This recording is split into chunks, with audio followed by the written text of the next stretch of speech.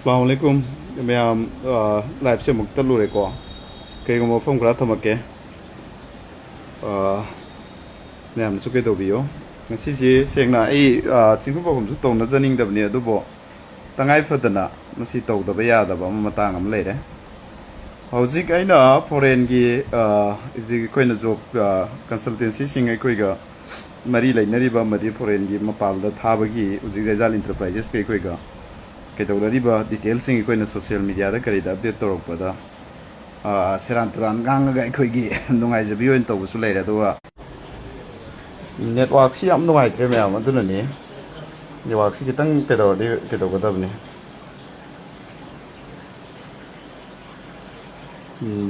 Net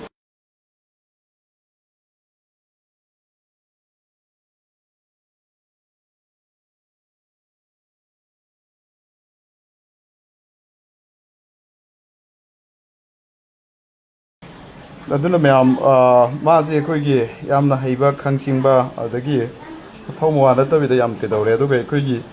ꯍꯧꯖꯤꯛ ꯍꯧꯖꯤꯛ ꯁꯥꯎꯗꯤꯗ ꯑꯗꯨꯒ ꯀꯩꯗ ꯗꯨꯕꯥꯏ ꯑꯁꯣꯝꯗ ꯂꯩꯈꯤꯕ ꯑꯩꯈꯣꯏꯒꯤ ꯑꯦꯖꯦꯟꯁꯤꯁꯤꯅ ꯍꯥꯏꯕ ꯇꯥꯔꯦꯀꯣ ꯑꯦꯖꯦꯟꯁꯤꯁꯤꯅ ꯊꯥꯈꯤꯕ ꯃꯤꯁꯤꯡ ꯋꯤꯁ ꯁꯣꯍꯦꯜ ꯆꯥꯔꯕꯣ ꯑꯧ ꯆꯥꯔꯦ ꯆꯥꯔꯦ ꯊꯥꯈꯤꯕ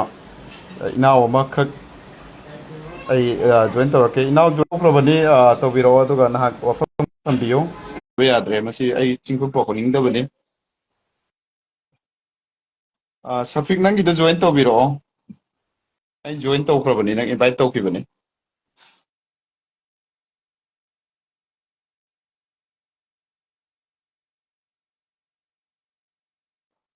ꯎꯝ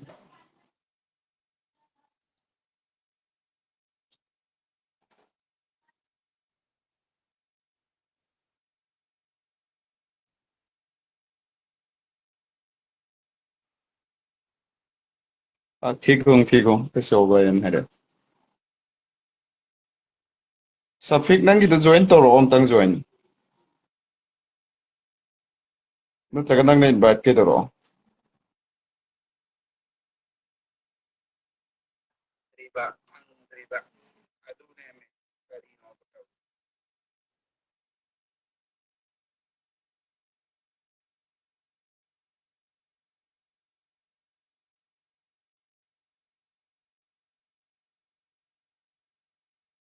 ꯃꯌꯥꯝꯁꯨ ꯑꯗꯨꯝ ꯉꯥꯛꯇꯪ ꯀꯩꯗꯧꯁꯤꯀꯣ ꯑꯗꯨꯅ ꯍꯧꯖꯤꯛꯀꯤ ꯁꯦꯔꯥꯟ ꯇꯨꯔꯥꯟꯕ ꯃꯌꯥꯝꯅ ꯆꯤꯡꯅꯕ ꯈꯣꯠꯅꯕ ꯑꯗꯒꯤ ꯍꯧꯖꯤꯛ ꯂꯩꯔꯤꯗꯨꯗ ꯅꯍꯥꯟ ꯑꯩ ꯀꯝꯄꯅꯤꯒꯤ ꯄ꯭ꯔꯣꯄꯥꯏꯇꯔ ꯑꯦꯝꯗꯤꯁꯨ ꯀꯩꯗꯧꯔꯅꯤ ꯅꯪ ꯂꯥꯏꯐꯇꯨꯗ ꯆꯪꯁꯜꯂꯣ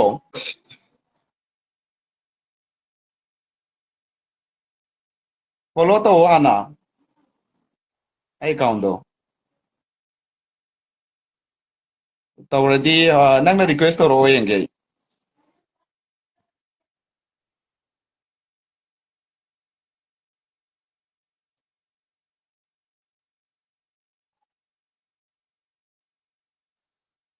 ꯂꯥꯛꯇꯦ ꯀꯃꯦꯟꯗ ꯀꯩꯗꯧꯔꯛꯑꯣ ꯑꯣ ꯂꯥꯛꯑꯦ ꯂꯧꯈꯠꯂꯛꯑꯒꯦ ꯌꯥꯔꯦ ꯊꯝꯃꯣ ꯅꯪ ꯌꯥꯔꯦ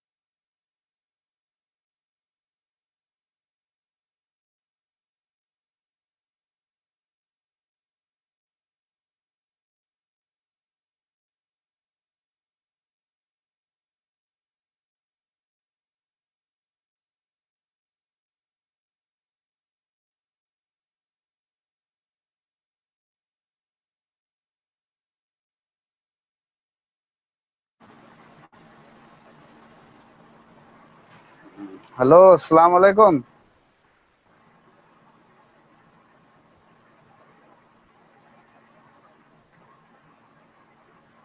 करायदनो लौजन्नांगरेसिना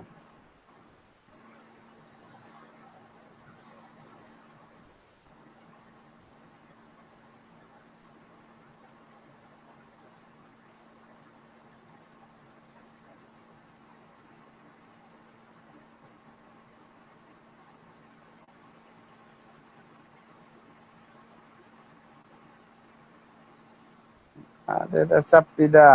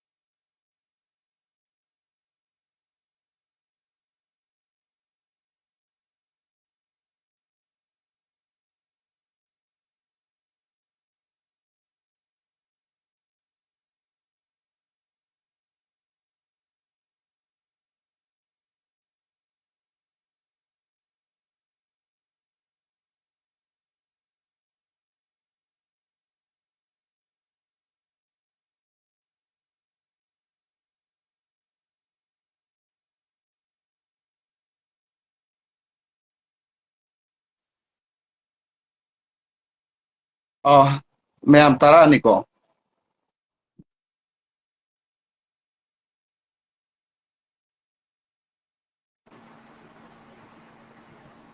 ꯑꯁꯂꯥꯃꯨ ꯑꯂꯩꯀꯨꯝ वालेकुम सलाम रहमतुल्लाह ꯏꯅꯥꯎ ꯍꯧꯖꯤꯛꯁꯤ ꯑꯩ ꯃꯈꯥ ꯇꯥꯕ ꯅꯪ ꯅꯦꯠ ꯅꯨꯡꯉꯥꯏꯔꯤꯉꯩꯁꯤꯗ ꯋꯥꯐꯝ ꯈꯔ ꯊꯝꯕꯤꯔꯝꯃꯨ ꯅꯍꯥꯛ ꯆꯠꯂꯤꯁꯤ ꯖꯥꯏꯖꯜ ꯏꯟꯇꯔꯄ꯭ꯔꯥꯏꯖꯦꯁꯇꯩ ꯅꯠꯇ꯭ꯔꯕꯔꯥ ꯀꯗꯥꯏꯗꯒꯤ ꯆꯠꯄꯅꯣ ꯅꯍꯥꯛꯁꯦ माने माने ꯑꯗꯣ ꯖꯥꯏꯖꯜ ꯏꯟꯇꯔꯄ꯭ꯔꯥꯏꯖꯦꯁꯁꯤ ꯐ꯭ꯔꯣꯗ ꯇꯧꯕꯅꯤ ꯑꯗꯒꯤ ꯁ꯭ꯀꯦꯝ ꯇꯧꯕꯅꯦꯅ ꯑꯩꯈꯣꯏꯒꯤ ꯃꯩꯇꯩ ꯄꯥꯉꯜ ꯑꯁꯤꯅ ꯑꯩꯈꯣꯏꯒꯤ ꯁ꯭ꯀ꯭ꯔꯤꯟꯁꯣꯠꯀ ꯂꯧꯔꯒ ꯑꯗꯩ ꯒꯜꯐ ꯀꯟꯇ꯭ꯔꯤꯒꯤ ꯀꯥꯏꯅ ꯌꯥꯝꯅ ꯈꯪꯕ ꯁꯥꯗꯅ ꯃꯥꯅ ꯌꯥꯝꯅ ꯐꯖꯅ ꯍꯥꯏꯔꯤ ꯃꯁꯤꯕꯨ ꯑꯝꯇꯪ ꯃꯤꯌꯥꯝꯗ ꯑꯝꯇ ꯀ꯭ꯂꯤꯌꯥꯔꯦꯁꯟ ꯇꯧ ꯃꯤ ꯀꯌꯥꯝ ꯆꯠ ꯍꯧꯖꯤꯛ ꯀꯔꯤ ꯊꯕꯛ ꯇꯧꯔꯤ ꯀꯗꯥꯏꯗ ꯂꯩ ꯑꯩꯁꯦ 2010ꯒꯤ ꯖꯅꯋꯥꯔꯤꯗ ꯆꯪꯉꯛꯈꯤꯕꯅꯦ ꯑꯗꯨꯗꯒꯤ ꯀꯣꯔꯣꯅꯥꯒꯤꯗꯨꯗ ꯂꯦꯞꯈ꯭ꯔꯦ ꯆꯍꯤ 4ꯔꯣꯝ ꯌꯨꯝꯗ ꯂꯩꯔꯝꯃꯦ ꯑꯗꯨꯗꯩ ꯑꯃꯨꯛꯀ ꯍꯟꯗꯅ ꯍꯟꯗꯛ ꯆꯍꯤ 2ꯒ ꯊꯥ 2-3 ꯁꯨꯔꯦ ꯆꯪꯉꯛꯏꯕ ꯑꯗꯨꯗꯒꯤ ꯑꯗꯨ ꯌꯥꯝꯅ ꯑꯗꯨꯒꯤ ꯑꯣꯐꯤꯁꯇꯨꯗꯒꯤ ꯃꯤꯁꯤ ꯀꯨꯟꯂꯣꯝꯒꯤ ꯃꯊꯛꯇꯗꯤ ꯄꯨꯖꯜꯂꯦ ꯑꯗꯨ ꯑꯌꯥꯝꯕꯅ ꯀꯁꯥꯔꯣꯝꯒꯤꯇꯅꯤ ꯑꯗꯨ ꯃꯅꯤꯄꯨꯔꯔꯣꯝꯒꯤꯗꯤ ꯑꯩꯈꯣꯏꯒꯤ ꯐꯕꯥꯛꯆꯥꯎꯗꯒꯤ ꯌꯥꯎꯔꯤ ꯑꯗꯒꯤ ꯁꯣꯔꯥꯗꯒꯤ 2 ꯌꯥꯎꯔꯤ ꯑꯗꯒꯤ ꯍꯞꯇꯥ ꯒꯣꯂꯥꯄꯇꯤꯗꯒꯤ 1 ꯌꯥꯎꯏ ꯑꯗꯒꯤ ꯑꯩꯈꯣꯏ ꯃꯅꯤꯄꯨꯔꯒꯤ ꯁꯤꯗ ꯂꯩꯔꯤꯁꯤ ꯃꯅꯤꯄꯨꯔꯒꯤ ꯑꯩꯅ ꯈꯪꯕꯗ ꯃꯤ 40-50 ꯂꯩ ꯑꯩꯒꯤ ꯑꯦꯔꯤꯌꯥꯁꯤꯗ ꯑꯗꯨ ꯂꯩꯔꯤꯁꯤ ꯃꯌꯥꯡꯐꯥꯟ ꯃꯆꯥ ꯐꯕꯥꯛꯆꯥꯎ ꯃꯆꯥ ꯑꯩꯈꯣꯏꯒꯤ ꯑꯣꯏꯅꯥꯝ ꯃꯆꯥ ꯑꯗꯒꯤ ꯑꯩꯈꯣꯏ ꯂꯤꯂꯣꯡꯗꯒꯤꯗꯤ ꯂꯩꯌꯦꯗꯤ ꯃꯌꯥꯝ ꯑꯃ ꯇꯥꯏ ꯑꯗꯨ ꯑꯩ ꯈꯛꯇꯅꯦ ꯑꯗꯒꯤ ꯑꯗꯨꯅꯦ ꯑꯗꯒꯤ ꯊꯧꯕꯥꯜ ꯃꯣꯏꯖꯤꯡ ꯑꯃꯁꯨ ꯃꯔꯛꯁꯤ ꯂꯥꯛꯀꯗꯧꯔꯤ ꯑꯗꯒꯤ ꯁꯣꯔꯥ ꯃꯆꯥ ꯑꯃꯁꯨ ꯂꯥꯛꯈ꯭ꯔꯦ ꯑꯃꯁꯨ ꯃꯔꯛꯁꯤ ꯂꯥꯛꯀꯗꯧꯔꯤ ꯑꯩꯒꯤ ꯃꯅꯥꯛꯇꯅꯦ ꯑꯗꯨꯁꯨ ꯑꯩꯅ ꯄꯨꯔꯛꯑꯝꯃꯤꯃꯦ ꯑꯗꯨ ꯃꯥ ꯅꯨꯡꯉꯥꯏꯇ꯭ꯔꯦꯅ ꯃꯥ ꯍꯟꯈ꯭ꯔꯒ ꯑꯃꯨꯛꯀ ꯍꯟꯗꯅ ꯍꯧꯖꯤꯛ ꯆꯪꯉꯛꯀꯗꯧꯔꯤ ꯃꯦꯗꯤꯀꯦꯜ ꯀꯩꯀꯥ ꯂꯣꯏ ꯂꯣꯏꯔꯦ ꯉꯁꯤ ꯅꯨꯃꯤꯠ 5-10ꯅꯤ ꯂꯥꯛꯑꯅꯤ ꯍꯧꯖꯤꯛ ꯑꯁ ꯏꯅꯥꯎ ꯀꯁꯥꯔꯒꯤꯗꯤ ꯃꯌꯥꯝꯗ ꯍꯧꯖꯤꯛ ꯃꯥꯅ ꯁꯟꯗꯣꯛꯏꯁꯤ ꯃꯩꯇꯩ ꯄꯥꯉꯜ ꯍꯧꯖꯤꯛꯀꯤ ꯅꯁꯤꯔ ꯍꯥꯎꯇꯣꯜ ꯍꯥꯏꯔꯤꯕ ꯅꯨꯄꯥꯁꯤꯅ ꯁꯟꯗꯣꯛꯏꯁꯤ ꯐ꯭ꯔꯣꯗꯅꯤ ꯃꯊꯣꯡꯗ ꯑꯗꯨ ꯑꯩ ꯀꯩꯅꯣꯝ ꯈꯛꯇ ꯍꯥꯏꯔꯛꯀꯦ ꯌꯦꯡꯉꯣ ꯃꯥꯒꯤ ꯃꯆꯤꯟꯗꯨꯗꯤ ꯌꯦꯡꯉꯣ ꯑꯐꯕ ꯑꯝꯇ ꯂꯣꯟꯗꯦ ꯍꯧꯖꯤꯛ ꯃꯔꯛꯁꯤ ꯀꯩꯅꯣ ꯃꯆꯤꯟ ꯃꯈꯥ ꯌꯥꯝꯅ ꯃꯣꯕꯥꯏꯜꯗ ꯅꯨꯄꯤ ꯑꯉꯥꯡꯅ ꯇꯥꯕꯗ ꯐꯥꯎꯕ ꯅꯨꯡꯉꯥꯏꯔꯣꯏꯗꯕ ꯃꯔꯣꯟ ꯈꯔ ꯂꯣꯜꯂꯦ ꯑꯗꯨ ꯐꯠꯇꯦ ꯍꯥꯏꯕꯗꯤ ꯃꯥꯒꯤ ꯃꯈꯥ ꯇꯥꯕꯅꯤ ꯑꯃꯗꯨꯁꯨ ꯃꯅꯤꯄꯨꯔꯒꯤ ꯑꯣꯏꯁꯅꯨ ꯀꯁꯥꯔꯒꯤ ꯑꯣꯏꯁꯅꯨ ꯑꯗꯨ ꯃꯥꯅ ꯑꯀꯥꯝꯄꯦꯠ ꯂꯣꯜꯂꯤꯗꯨꯕꯨ ꯃꯌꯥꯝꯅ ꯌꯦꯡꯕꯗ ꯅꯨꯡꯉꯥꯏꯕꯨ ꯋꯥꯔꯣꯕ ꯃꯥ ꯑꯌꯥꯛꯀ ꯅꯛꯅꯩꯅꯦ ꯃꯥꯅ ꯈꯣꯕꯔꯗꯅꯦ ꯂꯩꯔꯤꯕ ꯑꯩꯅ ꯗꯃꯥꯝꯗꯅꯦ ꯃꯥꯒ ꯑꯩꯒ ꯃꯤꯅꯠ 15-20 ꯈꯛꯀꯤ ꯂꯝꯕꯤꯅꯦ ꯑꯗꯨꯝ ꯃꯥꯒꯤ ꯂꯩꯀꯥꯏꯗꯨꯗ ꯑꯩ ꯑꯗꯨꯝ ꯆꯠꯂꯤꯃꯦ ꯃꯥꯁꯨ ꯑꯩꯒꯤꯗ ꯂꯥꯛꯑꯝꯒꯅꯤ ꯑꯗꯨ ꯑꯩꯅ ꯁꯤꯗ ꯃꯥ ꯄꯨꯔꯛꯏꯁꯦ ꯀꯁꯥꯔ ꯃꯆꯥꯅ ꯍꯦꯜꯂꯦ ꯖꯣꯅꯣꯒꯣꯔꯒꯤ sida aiga laiminariba imanaba mayamse imanaba hana Hyderabad aiga laiminaramba imanaba kayano aigi sida aina puraiba adagi Lanpani gi Jiri gi adagi masing thira dibo khajiki natteda adu hujiki mana frota we harido ai kainong khaktang hairake tawi chummi adugi office tu natte atopo office kaya ama taunayaba adu mi visa laire nang paisa du piro adu sigi account sida paisa kabo ona harga kapchal laga office tu mi du chen khiba mayam le aweba hujiki office adu natte ba ni ne anda kasardagi anda Maulana Rasijura ne moy hum mangala e adu mangala bado ai khangde Delhi de tawrure kunjau de kasar kunjau dagi adu ma paisa du loina moigi lokthok pikra office tu mangkri ni ne hoy adu ne haina hair singai ko kainong khaktang haijarake adu hujiki aiga khangnariba aikoi imanaba duk jambala ibe imanaba office nangi medican kai ka nang na nasana tawro aduga nangi flight pairam dai du da paisa pi ga dawrimi nang loire okay haiba du da paisa pi dawrimi aigi hek ai nupi gi mayamba amasu la amme aduna kitang mai medican da problem hoy tan paisa loin pijal lime adu medican du kitang problem hoire mukti ne चिंथीरी बनते अदो मागी दो medical the घर problem होइदना हनखरे पैसा दो puzzle लमे लुपा लिसिंग जंखै मंगारो मदु दुगा जुम जौबगा नंग फरे अदो दिनयुम चखरो आई पैसा दो काबा अगेन अदो जुम जौरगा नुमिल हुमनी शोब कांदे नंगी पैसा दो नंग गूगल पे पिरो हारगा खुदक त कापे में अदगे अइना अदुक जाम मी पुरखसिदा आइगे माइ थीबा म खक लैयबा माइ थीबा अम खक लै हर नोइगी लैकाई दे ओइरमगनी मी दो नंगसु खंगप याय थीरिसिना मासी सऊदी दा ड्राइविंग की लाकपने अब ड्राइविंग की लाकपदुदा मासी कमें तवि सही सुरमद्रि मेबा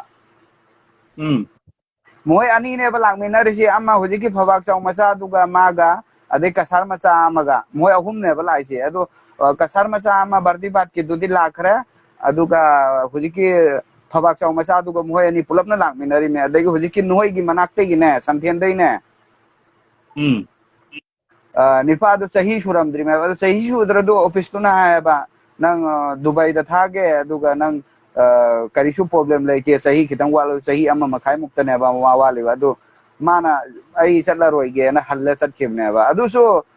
आइना पैसा पीरिमे हनबगी आइगी एक्स्ट्रा आइगोन मंगोन पैसा लौबना ते हारिजे आइगोन दगी फरे नंग भरा ओइगो नाइना रो कयानो रुपा 2,000 रा अमा चंगा रा कयानो कंगे कावरे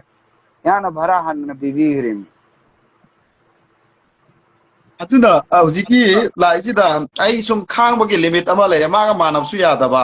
मसिन मखा थीरे एमो आईसी लुप अमदसु पर्सनल ओइल लेरिमे अदम यामगी वा ngangiबनी खरा मयामदा कानबा सुगुंबा अखोइगी मणिपुरदा वाबनेना जॉब सिंगसे अखोइना डायरेक्ट डील तौबिरगा चलदि अखोइदसु खरा खरसा फंगनी अदुगा मयामदसु कानागिद्राना खल्लगा तौबन नखोइ मयामदा कुइरे अखोइगा डील तौनरैसि मागी सिगा ngasi tha 3-4 surabane ado ai handak mumbai chalimni direct paisa tingba aina harisidi handak kogi mutisa amane mala kai anga amgine makoi ni visa gi apply tawdugi chalibini masitki maramdi aina ha koi ga di ona koi pass tawra sakre mai office tu dagi mi myam sakre ai khange khangaga su ai di office tu da satrimena ai gi biswas to ma nang thaja budu di ai thajai nakoi ada laira thau tawkrami kari gi thaja roidurga ado ai office salaga MD duga ai ga muka press no lam thoi bineba sumaina direct original mafamda ikoina aduta kainong khakta Hyderabad macha ani amaso adudai aina puhri me iba ina hairakna hana jidda da lairambane ba adu jidda dagi moise sudisat kharaga halaktadna laibne ba corona bege aina moy ani mi ani aina maka kari riyat ne purakhriba adu office tu dagi loina maming matha aingonda loina detail lai kasabagi mi kayano manipur gi mi kayano ade Hyderabad ki kayano haibe adu aina kaino khaktang haijaninge adu aina sisi tawraga aina paisa tan baginate visa office tuna aiga khangna bnegi office tuna fc mi si laibra na ingon adum update la ya ado lai sar lairadi सिगी मिनी passport थाजलो अदुदे अदुने my phone number पीरग मोइदरे contact तौरगा आइना हाय ऑफिस की ओइनदी गारंटी लेपी पैसा नंसागी ओइना अदुगा नंगना सिदा लागा थबुक सुब ngамनी ngамदे अदु अदा अदुदे गारंटी लौदे नंग लांगनिंग लाओ लांगनिंग तो तौबतबु लेबर की वीजा ददि लाकनो हायबदि सिदा नोंसादा थबुक सुबदे याम वायेबा अदु ऑफिस की ओइरो ड्राइविंग ओइरो कंपनी को ओइरो मागी थबुक अमम हाइबो ओरसु हाइतबो ओरसु उरुमदे ओइगदब थबुक ngakतने बाइना हाइबिरिसे अदुगा लेबर की वीजा दला आगे सिदा 50 45 50 साबा डिग्री साबा सिदा अखोय ngमोयबा मोयना वाबदे खोसु एमबा नुंगायरोयबा अदुनि वरिद नंबर 1 ता आई ngasi फोबा नानजु नंगोंदा फोन तौरे इनाउ क्लियर सलम दि पियो आई यम नुंगाइते वखल जेना मागा माननु न सुम लाइबदा आइना पोस्ट तौबदो माना हेक तौबो लोइबगा वथी ओरे मैम ngange अदो आई गिसिदी मीना साजल्लगा हेक प्रोत तौबते ऑफिस की रजिस्ट्रेशन नंबर आई खंगिबनी आईएसओ नंबर खंगिबनी ऑफिस तो की एमटी दो आइगा फोटो वीडियो लौमिनाराबनी मफम दु चले येंगाबनी एवरी अदुगी थाजब मैम द लौरब मतुंगदा आइना मदुदी यारे ना हायरगा मैम दा आइना नोटिस थोइनी मैम दा पाamba मसी जबरदस्त नते कनागुमा चनिंगबा लेरदी फ्रॉड मफम द संगदबिदा स्कैम मफम द संगदबिदा असुंबा कंसल्टेंसी ऑफिस दो थानगेना आइदी मदुगी मतेंग मैम गी पांगेना क्रिटिक इकोई मणिपुर जॉब की वादी मैम से खरा तोरसु कनगद्रा कानागद्रा मदु सॉब फंगेना आइदी तौजबनेबा अदुदा गसाइगी मासिना पूरा अखोइगी आइसी यामना अखोइगी केदोबे टाइप ता हलान गी मतंग nganguबदा आइबा फ्रॉड स्कैम तवेना हाइबगी वीडियो अखोइगी थादोक थाजिन तौनदा लैबदो अदुगी दुमाना नप्सन लगा माना मणिपुर की इशूसु खंगदबिदा आइंगोंदा यामना केदोबे मोंगदा दुम तौरगा लैरेबा अदुदनी नाउना ngasi सिनी मैम दा अखोइगी आई केनोंता हाइजगिगे लेबाग मैम दा आइगी वॉइस अदि अमदि लाइव सिबे यंगिरि बिसिले नाउ सिंगा आइना थमजरिंगबदी आइना मसिगी कंसल्टेंसी सि सही अमा आई लेपुरबने अतोपदा तौरमदगी लेपगा इसी लानगी मरक्सिदा मियामगी सोशल की थब तौबदा नंगदना sai tha tare ni pan ji nai nara matung da si naw si loina haude lo po mana dil tawre ini hau badagi everything project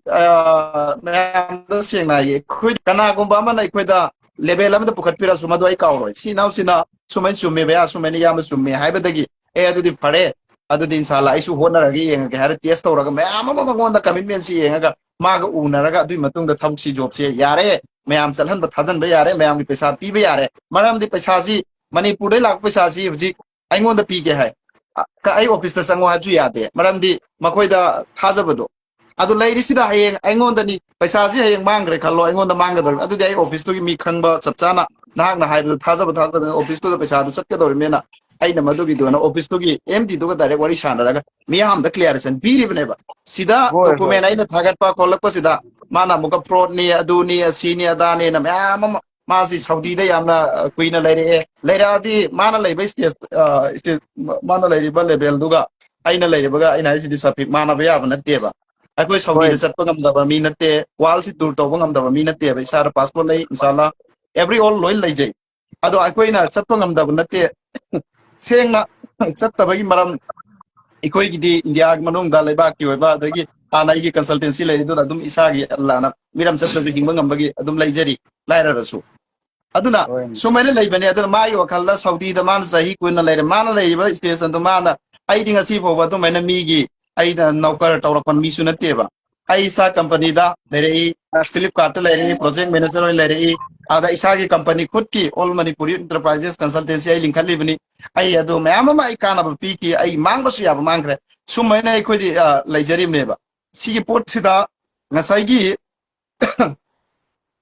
mana ai si magi na karo ba maga ai gi provider magi level da ma di lupa ma da ai sa ju social activist or procedure level ngonda sum ke do bai ta tam leire aduga ikoi gi maitai bangal page pairi ba nang palle ngasidi namit phoka triko nang nang ngonda gi any background da adagi natraga kari da su kari su nang to su ya ba mi na te ngonda namit phoka tri nang senior ni ngonda gi ado su namit ka tri angang sa sa ga no ko sini aseng bai je truth real aseng ba aseng ba dum laigani ai nangonda so tawba pamda bagini khangaba nangna real adu oigera si oigera ai sida soirak ko yaure ai responsibility do soirak ko matam da ngango nangi na thau karim laite ko adaga haitreng sadana nang naron phu sum ngang bai taba ai koigi ngasi haibdu na hi pawo na hairi ba nangna pangan mayam si badnam loin chu halle nangna badnam loin cha halle nangna ꯈꯪꯉꯕ ꯑꯗꯨꯅ ꯃꯇꯨꯡ ꯃꯅꯥꯎ ꯁꯦꯔꯥꯟ ꯇꯨꯔꯥꯟ ꯑꯩꯈꯣꯏꯒꯤ video ꯁꯦꯝꯃꯛꯂꯛꯀꯅꯨ photo ꯂꯪꯗꯣꯛꯅꯕꯀꯅꯨ permission ꯌꯥꯎꯗꯕꯤꯗ ꯅꯃꯥꯏꯗꯤ ꯏꯀꯥꯏꯗ꯭ꯔꯣ ꯅꯪꯒꯤ ꯅꯃꯥꯏꯗꯤ ꯏꯀꯥꯏꯗꯕ꯭ꯔꯕ ꯀꯔꯤꯒꯤꯅꯣ ꯅꯪꯅ ꯑꯩꯅ ꯅꯪꯉꯣꯟꯗ ꯀꯔꯤ ꯅꯨꯡꯉꯥꯏꯇꯕ ꯇꯧꯈ꯭ꯔꯦ ꯑꯗꯨꯒ ꯑꯩꯅꯀꯔꯤ ꯑꯁꯣꯏꯕ ꯇꯧꯈ꯭ꯔꯦ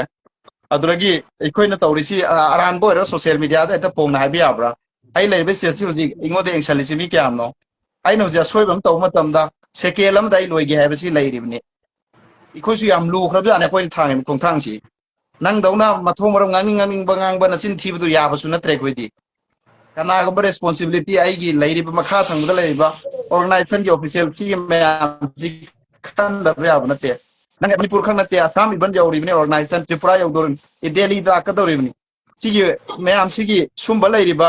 ꯑꯩꯅ ꯂꯨꯆꯤꯡꯉꯒ ꯂꯩꯔꯤꯕ ꯂꯨꯆꯤꯡꯕ ꯑꯃ ꯑꯣꯏꯅ ꯊꯣꯛꯏꯕ ꯑꯩꯁꯤ ꯅꯪꯅ ꯍꯦꯛꯇ ꯀꯩꯗꯧꯕ ꯌꯥꯕ꯭ꯔꯥ ꯑꯗꯨꯒ ꯅꯪꯅ ꯀꯝꯃꯨꯅꯦꯟ ꯁꯥꯒꯠꯄ ꯑꯗꯨ ꯁꯥꯒꯠꯄ ꯅꯪ ꯑꯩꯅ ꯉꯁꯤꯐꯥꯎꯗ ꯀꯅꯥꯗ ꯀꯝꯃꯨꯅꯦꯟ ꯁꯥꯒꯠꯈ꯭ꯔꯦ ꯃꯁꯤꯗ ꯃꯊꯣꯡ ꯃꯔꯝ ꯆꯥꯗꯕ ꯑꯗꯒꯤ ꯑꯁꯤꯗ ꯑꯩꯈꯣꯏꯒꯤ ꯃꯥꯒꯤ ꯑꯦꯟꯇꯤꯚꯥꯏꯔꯁ ꯈꯔ ꯚ꯭ꯌꯨ ꯇꯥꯅꯉꯥꯏ ꯑꯗꯨꯝ ꯃꯆꯤꯟ ꯃꯈꯥ ꯊꯤꯗꯅ ꯈꯣꯠꯇꯅ ꯑꯗꯨ ꯅꯨꯡꯉꯥꯏꯇꯦ ꯃꯤ ꯀꯅꯥꯒꯨꯝꯕ ꯑꯃꯅ ꯑꯁꯣꯏꯕ ꯑꯣꯏꯔꯁꯨ ꯆꯨꯝꯊꯣꯛꯄꯗꯨ ꯐꯖꯅ ꯋꯥꯍꯩꯅ ꯐꯖꯅ ꯆꯨꯝꯊꯣꯛꯄ ꯌꯥꯏꯑꯕ ꯃꯥꯏꯗꯨꯗꯤ ꯗꯨꯅꯤꯌꯥꯒꯤ ꯃꯅꯨꯡ ꯃꯄꯥꯟꯒꯤ ꯌꯥꯎꯅ ꯍꯥꯏꯔꯦ ꯑꯗꯨ ꯃꯥꯏ ꯏꯃꯨꯡ ꯃꯅꯨꯡ ꯌꯦꯡꯉꯝꯃꯦ ꯃꯥꯏ ꯂꯩꯀꯥꯏꯒꯤ ꯃꯆꯥ ꯃꯁꯨꯁꯨ ꯂꯩꯔꯝꯒꯅꯤ ꯊꯤꯡꯗ꯭ꯔ ꯃꯥꯜꯂꯦ ꯍꯥꯏꯕꯗꯤ ꯃꯇꯨ ꯃꯆꯥ ꯃꯌꯥꯝ ꯑꯃ ꯄꯣꯛꯁꯨ ꯂꯩꯀꯥꯏꯁꯨ ꯁꯥꯒꯩꯁꯨ ꯃꯣꯏ ꯂꯩꯀꯥꯏꯗꯨꯅꯁꯨ ꯊꯤꯡꯗ꯭ꯔ ꯃꯥꯜꯂꯦꯕ ꯃꯆꯤꯟ ꯃꯈꯥ ꯊꯤꯔꯤꯕ ꯃꯌꯥꯝꯁꯤ ꯑꯩꯈꯣꯏ ꯇꯥꯕꯗ ꯏꯀꯥꯏꯕ ꯍꯪꯒꯣꯏꯑꯕ ꯃꯥꯒꯤ ꯃꯆꯤꯟ ꯊꯤꯕꯗꯨꯃꯥꯏꯅ ꯑꯩꯈꯣꯏ ꯊꯤꯕ ꯌꯥꯔꯤꯕ꯭ꯔꯕ ꯌꯥꯝ ꯏꯀꯥꯏꯌꯦꯕ ꯇꯨꯀꯠꯆꯩꯑꯕ ꯃꯥꯒꯤ ꯑꯗꯣ ꯑꯩ ꯁꯨꯝ ꯑꯩꯈꯣꯏꯗꯤ ꯈꯥꯡꯉꯒ ꯑꯩ ꯀꯩꯅꯣꯝ ꯍꯥꯏꯒꯦꯕ ꯁꯐꯤ ꯈꯥꯡꯉꯒ ꯁꯨꯝ ꯂꯩꯕꯅꯦꯕ ꯑꯩ ꯈꯥꯡꯉꯤꯁꯤ ꯀꯔꯤꯒꯤ ꯃꯁꯤ ꯑꯁ ꯁꯨꯃꯥꯏꯅ ꯇꯧꯖꯅꯦꯅ ꯑꯗꯨꯕꯨ ꯃꯤꯌꯥꯝꯗ ꯑꯩꯈꯣꯏꯒꯤ ꯔꯨꯃꯔ ꯁꯟꯗꯣꯛꯄ ꯂꯥꯟꯅ ꯁꯟꯗꯣꯛꯄꯁꯤ ꯐꯦꯔꯥꯎꯟꯒꯤ ꯇꯥꯏꯞꯅꯦꯕ ꯍꯥꯃꯥꯟꯒꯤ ꯁꯨꯒꯨꯝꯕ ꯃꯤꯁꯤꯡꯁꯤꯅꯦ ꯍꯌꯦꯡ ꯍꯃꯥꯟꯒꯤ ꯁꯥ ꯇꯧꯒꯜꯂꯟꯒꯅꯤ ꯍꯥꯏꯔꯤꯁꯤ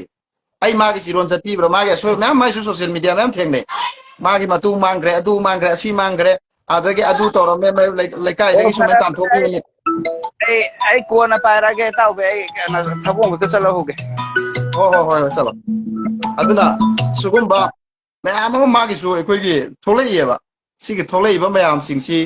ꯑꯩꯈꯣꯏꯅ ꯉꯁꯤ ꯐꯥꯎꯕꯗ ꯃꯥꯒꯤ ꯑꯗꯨ ꯍꯥꯏꯕꯤꯗꯦ ꯍꯥꯏꯕꯒꯤ ꯃꯊꯧꯁꯨ ꯇꯥꯗꯦꯕ ꯃꯔꯝꯗꯤ ꯃꯥꯅ ꯇꯧꯕ ꯃꯥꯅ ꯐꯪꯒꯗꯕꯅꯤ ꯑꯩꯅ ꯇꯧꯕ ꯑꯩꯅ ꯐꯪꯒꯗꯕꯅꯤ ꯂꯥꯟꯅ ꯂꯣꯏꯅꯃꯛ ꯎꯔꯤ ꯃꯤꯌꯥꯝꯅ ꯎꯔꯤ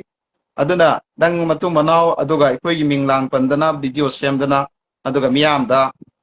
ꯂꯥꯟꯅ ꯀꯩꯗꯧꯔꯒ ꯅꯪ ꯅꯆꯤꯟ ꯅꯀꯥ ꯊꯤꯕꯁꯨ ꯂꯦꯞꯄꯨ ꯅꯪ ꯏꯁꯂꯥꯝ ꯑꯃ ꯑꯣꯏꯔꯗꯤ ꯅꯪꯅ ꯉꯥꯡꯉꯤꯗꯨ ꯑꯗꯨꯒꯤ ꯇꯥꯔꯤꯕ ꯃꯈꯣꯏꯗꯨꯁꯨ ꯅꯪ ꯒꯨꯅꯥ ꯊꯣꯛꯏꯔꯕ ꯁꯤꯃ ꯊꯝꯒꯦ ꯑꯗꯨꯒ ꯑꯩꯈꯣꯏꯒꯤ ꯒꯜꯐ ꯀꯟꯇ꯭ꯔꯤꯗ ꯁꯥꯎꯗꯤ ꯀꯨꯋꯦꯠ ꯀꯇꯥꯔ ꯑꯗꯒꯤ ꯗꯨꯕꯥꯏ ꯁꯤꯗ ꯑꯩꯈꯣꯏ ꯀꯅꯥꯒꯨꯝꯕ ꯖꯣꯕ ꯄꯥꯝꯕꯤꯕꯁꯤꯡ ꯏꯆꯤꯜ ꯏꯅꯥꯎꯁꯤꯡ ꯑꯩꯅ ꯍꯟꯗꯛꯀꯤ ꯁꯨꯝ ꯑꯩꯅ ꯃꯁꯤ ꯑꯣꯄꯟꯂꯤ ꯑꯣꯏꯅ ꯍꯥꯏꯅꯤꯡꯗꯕꯒꯤꯀꯣ ꯍꯥꯏꯖꯗꯕꯅꯤ ꯑꯩꯈꯣꯏꯗꯤ ꯃꯤꯒꯤ ꯌꯦꯠꯅꯕꯁꯨ ꯇꯜꯂꯤ ꯄꯥꯝꯕꯤꯕꯁꯤꯡ ꯆꯠꯄꯤꯌꯨ ꯇꯧꯕꯤꯌꯨ ꯇ꯭ꯔꯥꯏ ꯇꯧꯕꯤꯌꯨ ꯑꯩꯈꯣꯏ ꯂꯝꯕꯤ ꯇꯥꯛꯄꯤꯒꯦ ꯃꯐꯝꯗꯣ ꯑꯁꯦꯡꯕ ꯃꯐꯝꯗ ꯄꯨꯁꯤꯟꯕꯤꯒꯦ ꯐꯖꯅ ꯆꯠꯂꯨ ꯅꯨꯡꯉꯥꯏꯅ ꯁꯦꯜ ꯇꯥꯜꯂꯨꯆꯣ ꯀꯩꯁꯨ ꯑꯗꯨꯗ ꯀꯥꯏꯗꯦ ꯄꯥꯝꯗꯕ ꯃꯤ ꯖꯕꯔꯗꯁ ꯅꯠꯇꯦ ꯕꯥꯏ ꯐꯣꯔꯁ ꯅꯠꯇꯦ ꯀꯅꯥꯒꯨꯝꯕꯅ ꯁꯥꯎꯗꯤꯗ ꯗꯨꯕꯥꯏꯗ ꯀ꯭ꯋꯦꯠ ꯀꯇꯥꯔꯗ ꯐ꯭ꯔꯣꯗ ꯃꯐꯝ ꯅꯠꯇꯕꯗ ꯑꯁꯦꯡꯕꯗ ꯑꯩꯈꯣꯏꯅ ꯊꯤꯗꯣꯛꯑꯒꯅꯤ ꯑꯩꯈꯣꯏꯁꯤ ꯏꯟꯗꯤꯌꯥ ꯀꯦꯄꯤꯇꯦꯜꯗ ꯆꯍꯤ ꯁꯝ ꯇꯔꯥ ꯂꯩꯔꯛꯑꯕꯅꯦ ꯑꯇꯩ ꯇꯣꯛꯈ꯭ꯔꯣ ꯏꯟꯗꯤꯌꯥ ꯀꯦꯄꯤꯇꯦꯜꯗ ꯂꯩꯕ ꯉꯝꯃꯕ ꯁꯦꯇꯜ ꯇꯧꯔ ꯂꯩꯔꯕꯁꯦ ꯀꯔꯤ ꯆꯪꯉꯝꯒꯅꯤ ꯀꯔꯤ ꯑꯆꯨꯝꯕ ꯅꯠꯇ꯭ꯔꯒ ꯀꯔꯤ ꯇꯧꯕ ꯗꯔꯀꯥꯔ ꯑꯣꯏ ꯁꯤ ꯈ꯭ꯋꯥꯏꯗꯒꯤ ꯏꯁꯇ꯭ꯔꯤꯛ ꯑꯣꯏꯕ ꯃꯐꯝꯅꯤ ꯁꯤ ꯑꯗꯨꯅ ꯃꯌꯥꯝꯗ ꯑꯩꯅ ꯊꯝꯖꯅꯤꯡꯕꯗꯤ ꯀꯅꯥꯒꯨꯝꯕ ꯏꯆꯤꯜ ꯏꯅꯥꯎꯁꯤꯡꯅ ꯑꯩꯈꯣꯏꯒꯤ ꯖꯣꯕ ꯅꯁꯥ ꯀ꯭ꯋꯥꯂꯤꯐꯤꯀꯦꯁꯟ ꯅꯁꯥꯒꯤ ꯑꯦꯛꯁꯄꯤꯔꯤꯌꯦꯟꯁꯀꯤ ꯃꯈꯥ ꯄꯣꯟꯅ ꯑꯩꯈꯣꯏꯒꯤ ꯀꯩ ꯍꯥꯏꯇꯥꯔꯦ ꯆꯠꯅꯤꯡꯕ ꯌꯥꯎꯔꯒꯗꯤ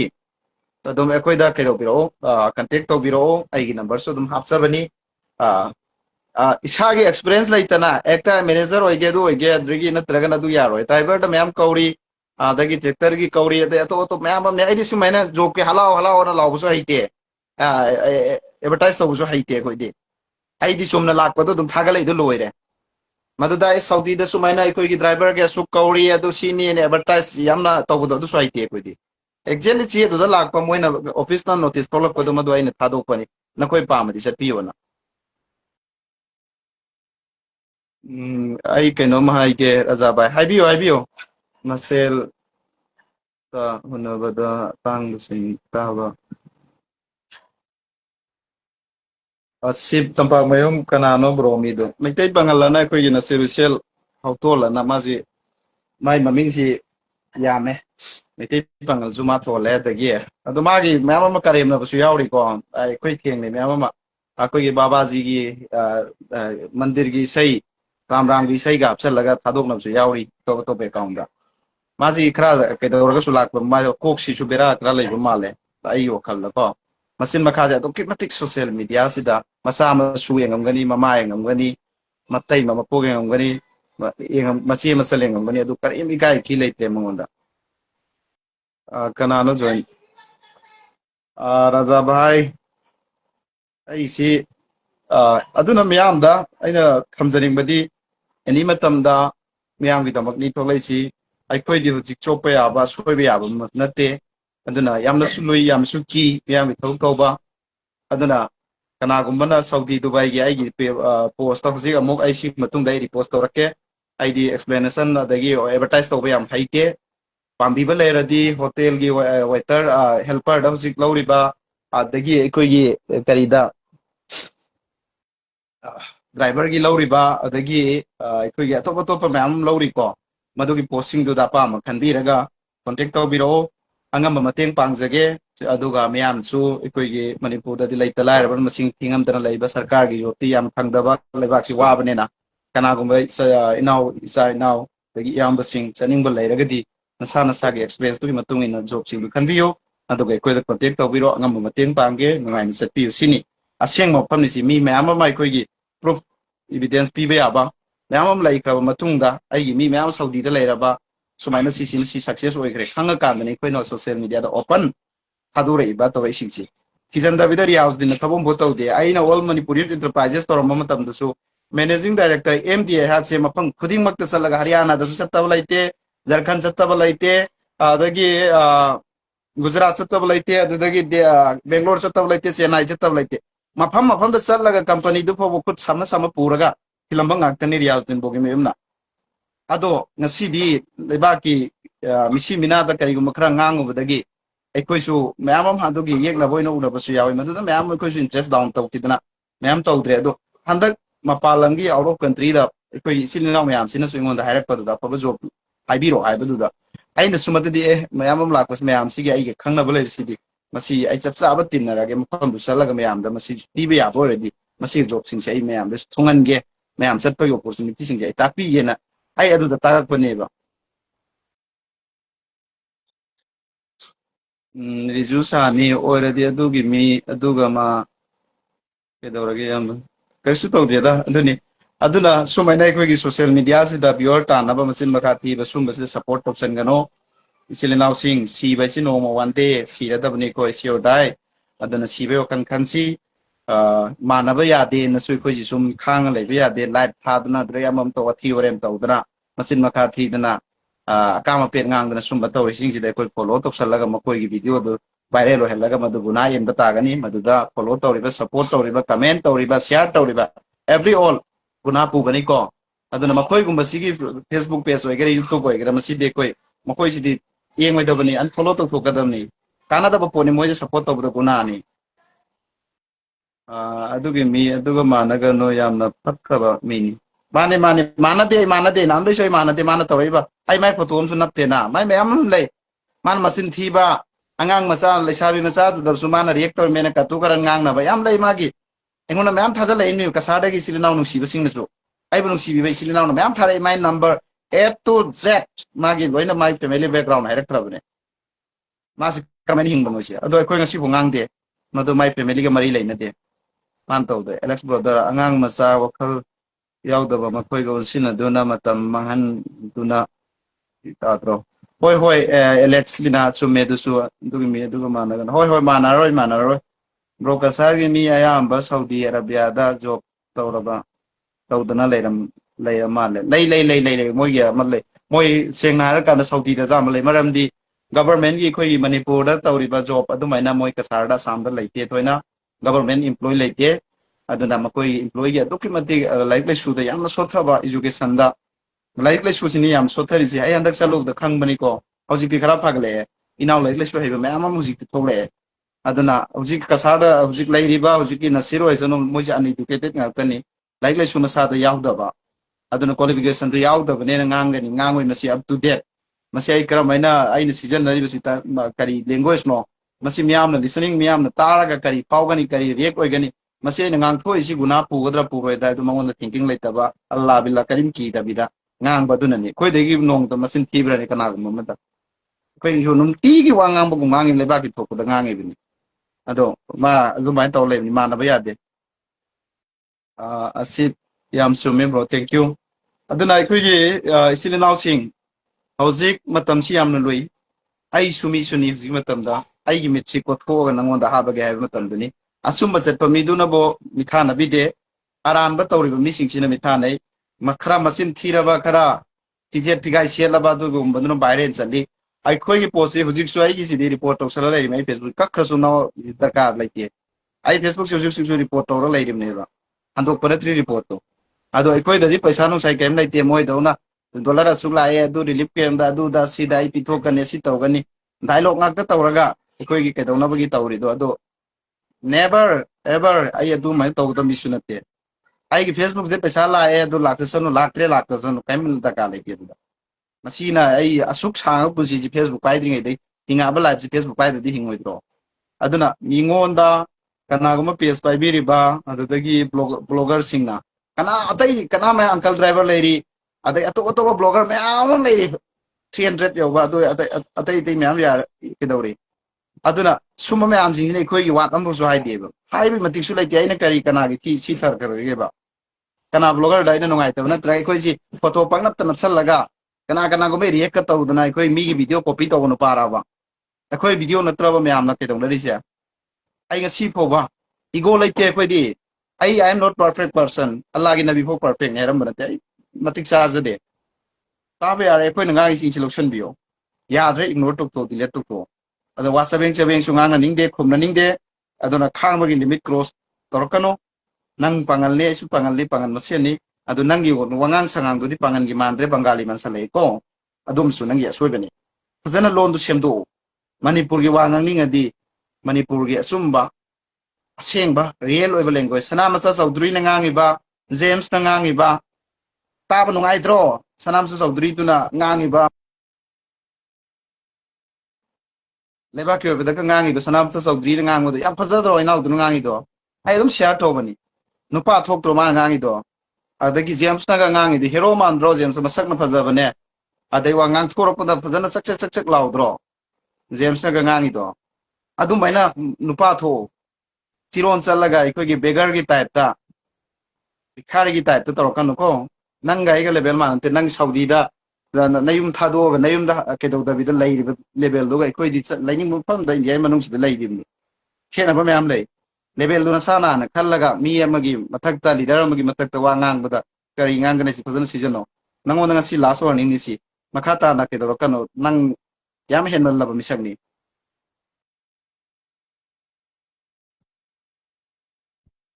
ꯊꯧꯕꯥꯜꯒꯤ ꯍꯥꯎꯁꯤꯡ ꯁꯦꯀꯦꯟ ꯕꯦꯁꯀꯤ ꯄꯩꯁꯥ ꯀꯥꯞꯇꯦ ꯃꯔꯝ ꯈꯪꯂꯗꯤ ꯑꯃꯨꯛꯇ ꯍꯥꯏꯕꯤꯔꯛꯎ ꯃꯌꯥꯝꯒꯤ ꯈꯟꯕꯤꯔꯒ ꯑꯩ ꯈꯪꯗꯦ ꯑꯗꯨꯒꯤ ꯃꯇꯥꯡꯗꯣ ꯔꯥꯖꯥ ꯃꯣꯍꯝꯃꯗ ꯚꯥꯏ ꯅꯍꯥꯛꯀꯤꯗꯣ ꯑꯩꯅ ꯑꯦꯗ ꯇꯧꯕꯅꯦ ꯑꯗꯨ ꯌꯥꯗꯦ ꯑꯩ ꯑꯃꯨꯛꯀ ꯑꯦꯗ ꯇꯧꯔꯛꯀꯦ ꯅꯍꯥꯛ ꯀꯔꯤ ꯋꯥꯐꯝ ꯊꯝꯅꯤꯡꯉꯤꯃꯣ ꯉꯥꯛꯇꯪ ꯊꯝꯃꯣ ꯃꯇꯝꯁꯤꯁꯨ ꯌꯥꯝ ꯊꯦꯡꯉꯦ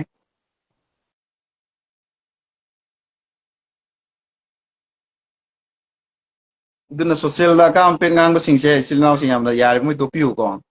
ꯃꯁꯤ ꯌꯥꯝ ꯅꯨꯡꯉꯥꯏꯇꯦ ꯑꯗꯨꯒ ꯑꯔꯣꯏꯕꯗꯁꯨ ꯑꯃꯒ ꯍꯥꯏꯖꯔꯤ ꯃꯌꯥꯝꯗ ꯔꯥꯖꯥ ꯃꯣꯍꯝꯃꯗ ꯚꯥꯏ ꯅꯍꯥꯛ ꯔꯤꯀ꯭ꯋꯦꯁ ꯇꯧꯔꯛꯑꯝꯕꯗꯣ ꯑꯩꯅ ꯑꯃꯨꯛ ꯑꯦꯗ ꯇꯧꯈꯤꯕꯅꯤ ꯅꯍꯥꯛ ꯌꯥꯎꯅꯤꯡꯉꯒꯗꯤ ꯉꯥꯛꯇꯪ ꯋꯥꯐꯝ ꯑꯃꯅꯤ ꯊꯝꯃꯣ ꯀꯩꯁꯨ ꯀꯥꯏꯗꯦ ꯑꯗꯨꯒ ꯍꯧꯖꯤꯛꯀꯤ ꯒꯜꯐ ꯀꯟꯇ꯭ꯔꯤꯒꯤ ꯀꯅꯥꯒꯨꯝꯕ ꯏꯆꯤꯜ ꯏꯅꯥꯎꯁꯤꯡꯅ ꯀꯔꯤꯒꯨꯝꯕ ꯄꯥꯝꯕꯤꯕ ꯑꯩꯈꯣꯏꯒꯤ ꯖꯣꯕꯁꯤꯡ ꯑꯩꯅ ꯄꯤꯖꯔꯤꯗꯣ ꯑꯩ ꯍꯧꯖꯤꯛ ꯁꯤ ꯂꯣꯏꯔꯒ ꯂꯥꯏꯚꯁꯤ ꯂꯣꯏꯔꯒ ꯑꯩ ꯊꯥꯡꯒꯠꯆꯔꯛꯀꯦ ꯄꯣꯁꯇꯣ ꯑꯃꯨꯛ ꯔꯤꯄꯣꯁט ꯇꯧꯖꯔꯛꯀꯦ ꯑꯗꯨꯗ ꯑꯄꯥꯝꯕꯁꯤꯡ ꯈꯟꯕꯤꯌꯨ ꯑꯗꯨꯒ ꯑꯩꯈꯣꯏꯅ ꯄꯥꯡꯕ ꯉꯝꯕ ꯃꯇꯦꯡꯁꯤꯡ ꯄꯥꯡꯖꯒꯦ ꯏꯟꯁꯥꯜꯂꯥ ꯃꯌꯥꯝꯗꯒꯤ ꯌꯥꯝ ꯍꯣꯡꯅ ꯑꯩꯈꯣꯏ ꯑꯇꯣꯞ ꯑꯇꯣꯞꯄ ꯀꯟꯁꯜꯇꯦꯟꯁꯤꯁꯤꯡꯅ ꯌꯥꯝ ꯆꯥꯎꯅ ꯂꯧꯕꯗꯨ ꯅꯠꯇꯕꯤꯗ ꯃꯌꯥꯝꯅ ꯑꯩꯈꯣꯏꯒꯤ ꯆꯠꯅꯔꯤꯕꯁꯤꯗꯒꯤ ꯑꯗꯨ ꯃꯌꯥꯝꯒꯤ ꯌꯥꯝꯅ ꯍꯟꯊꯕ ꯂꯦꯚꯦꯜꯗ ꯌꯥꯝꯅ ꯃꯅꯤꯄꯨꯔ ꯋꯥꯕꯅꯦꯅ ꯑꯗꯨꯒ ꯔꯤꯂꯤꯐ ꯀꯦꯝꯒꯨꯝꯕ ꯑꯗꯒꯤ ꯃꯃꯥ ꯃꯄꯥ ꯂꯩꯇꯕ ꯁꯤꯒꯤꯁꯨ ꯑꯩ ꯁꯦꯡꯅ ꯑꯩꯒꯤ ꯁꯥꯏꯠꯇ ꯀꯔꯤꯒꯨꯝꯕ ꯏꯟꯀꯝ ꯂꯥꯛꯄꯁꯦ ꯃꯁꯤꯗꯒꯤ ꯑꯩ 20%ꯒꯨꯝꯕ ꯑꯩ ꯍꯦꯜꯞ ꯇꯧꯖꯒꯦ ꯍꯥꯟꯅꯁꯨ ꯑꯩ ꯁꯤꯒꯤꯁꯦ ꯑꯩ ꯄꯣꯁט ꯂꯣꯏ ꯂꯩꯕꯅꯤ ꯇꯧꯔꯝꯕꯅꯤ ꯍꯥꯟꯅꯁꯨ ꯑꯉꯝ ꯃꯇꯦꯡ ꯄꯥꯡꯅꯁꯤ ꯀꯅꯥꯒꯨꯝꯕ ꯉꯝꯕꯗꯨꯅ ꯈꯔ ꯆꯥꯎꯅ ꯄꯤꯕꯤꯌꯨ ꯈꯔ ꯉꯝꯗꯕꯗꯨꯅ ꯄꯤꯛꯅ ꯄꯤꯌꯨ ꯑꯗꯨꯃꯥꯏꯅ ꯇꯧꯔꯒ ꯑꯩꯈꯣꯏ ꯂꯩꯇ ꯂꯥꯏꯔꯕ ꯃꯌꯥꯝꯁꯤ ꯑꯃꯒ ꯔꯣꯇꯦꯁꯅꯔꯤ ꯇꯧꯔꯒ ꯍꯤꯡꯃꯤꯟꯅꯁꯤ ꯀꯥꯏꯗꯦ ꯃꯗꯣ ꯑꯩꯁꯨ ꯀꯔꯣꯔꯄꯇꯤ ꯅꯠꯇꯦ ꯑꯥꯏ ꯑꯦꯝ ꯅꯣꯠ ꯔꯤꯁ ꯄꯥꯔꯁꯟ ꯑꯩꯁꯨ ꯄꯩꯁꯥ ꯄꯥꯏꯕ ꯃꯤ ꯅꯠꯇꯦ नखोई सब माने थेंगनरुब मैम अना अफब लंबी शेयर तौरमगदी मदुदा मीदु अफब लाइफ सेटल तौरगदी अदु सवाब तो फंगनी अबुसु ताकपियो अगी लाइफ अफब ओइगदा मफम अमदा नखोइना सेटल तौनिंग ताकपियगा अबु तोहलगदी आइसु just I will accept I will follow I follow तौगनी एक्सेप्ट तौगनी ना दुनी लाना पेंदबा कसर pangan Saudi da pinadana kasar pangan Saudi da leirasu lem na pesa nananong lainari ayadari oh yam phai tan ga dabni pesa ko pesa ri tan ga dabni pesa ai yaw da no without money da karim to ya de tan ga dabni hojik kasar gi chilina sing da azam bana Saudi da lai maram di moi da hojik unemployed sarkar gi government employee se to pibati kamni maram di like le susi yamna sokataba jikhara sokle masi makoi sida IS pok 3 MCS pok 3 MPS pok 3 thoina laibadi amani marakta yorom gani ko officer laitri ngasi laitri si laida su haita bagini na khangdaba na aduna kasada hujikti tam tam na development ji sum lai jik lai school tam khalai kan na school college na amling khalai hujik yam phajana hujik moi de sokhlai hujik aduna mamang da laikriba hujiki na sirgumba tondo maitai pangal pairi do makoi gum basi sengna second thought yauda bagi wakalo ni ko ado makoi su mana birun mayam su DC da salaga hango hayo bro ngasi ido hoi DC da salaga hango Raza Muhammad Bahai na kido pa ising biro na kido yam na kay dawre I na request to accept tawgo ni do nang do yaga mal Assalamualaikum. Ai thieng di thieng ko. Ai thieng ngang da ba ya da ba mo lai re hai da ba ya da ba mo lai re kasi ki topic si. Yam hen man gre amana tumba amana lan ba gi wana ta. Yam hen man gre tumba ho ga la ga ni na ngak ka dawri ba si. Na khuding mo Facebook pa bi ri ba pangan macha Isilino khuding tabiyo atoppa so adum tarani kaisu kaide tabiyo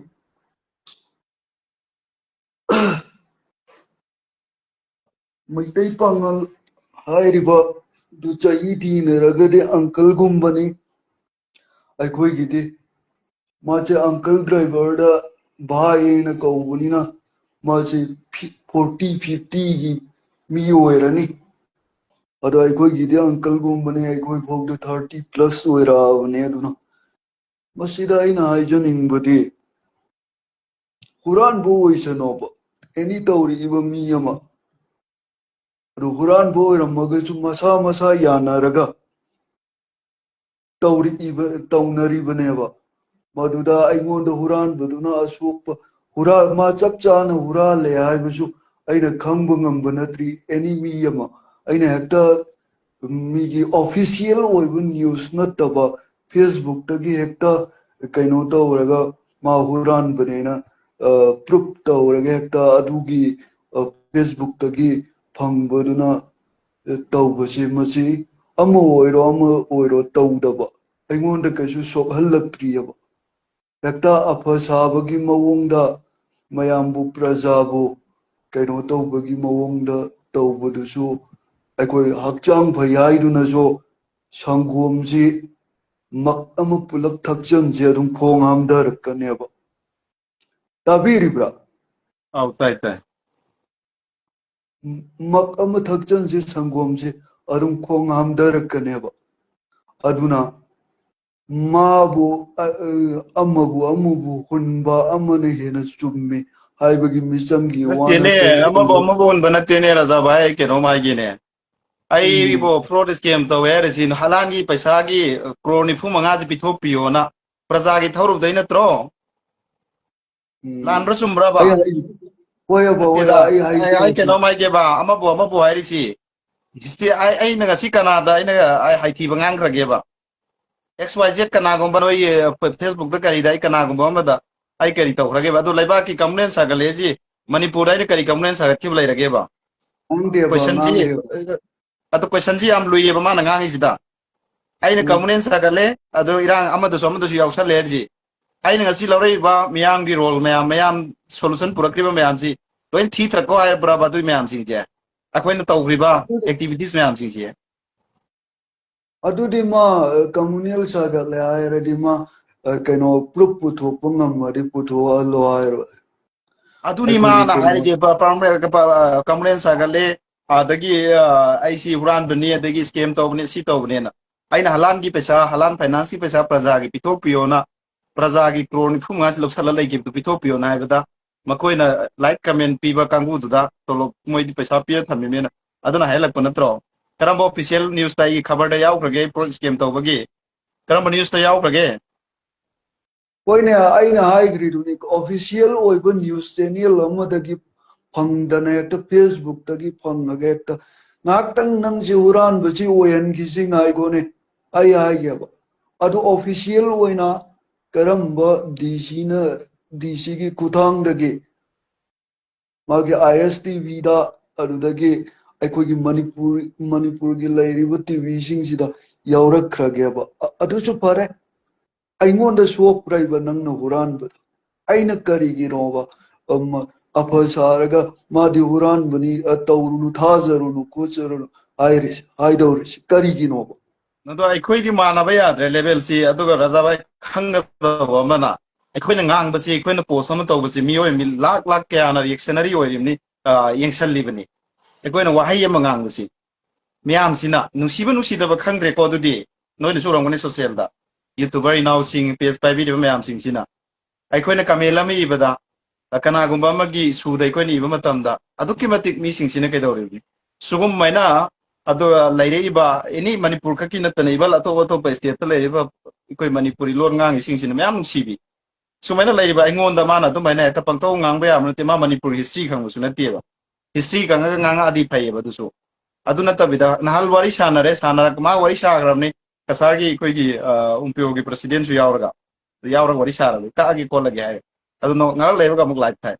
baje ikoi gi mathom ram sa da mi ne maramdi ma soire masan su hai ba loin record le dugi ꯑꯩꯈꯣꯏꯅ ꯀꯔꯤ ꯇꯧꯕꯒꯤ ꯃꯥꯒꯤꯗꯨꯗ ꯑꯩꯈꯣꯏꯅ react ꯇꯧꯗꯣꯔꯝꯕꯅ ꯑꯩ ꯁꯤꯗ ꯍꯥꯏꯔꯝꯃꯤꯁꯤ ꯃꯥꯏ photo ꯂꯪꯗꯣ ꯅꯞꯇꯅ